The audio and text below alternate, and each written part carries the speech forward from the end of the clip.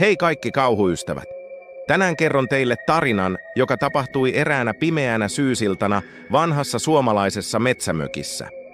Olin viettämässä viikonloppua yksin mökillä, kun kuulin outoja ääniä ullakolta. Ensin ajattelin sen olevan vain tuuli tai pikkulinnut, mutta äänet voimistuivat. Kuulosti siltä, kuin joku olisi kävellyt hitaasti edestakaisin yläpuolellani. Sydän pamppaillen nousin tarkistamaan tilannetta. Taskulampun valossa näin ullakolla vain vanhoja huonekaluja ja pölyisiä laatikoita. Mutta kun käännyin lähteäkseni, huomasin jotain erikoista.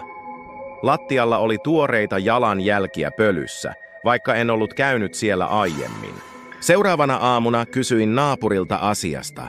Hän kertoi hymyillen vanhan tarinan mökin edellisestä omistajasta, joka kuulemma yhä vierailee rakkaassa mökissään silloin tällöin.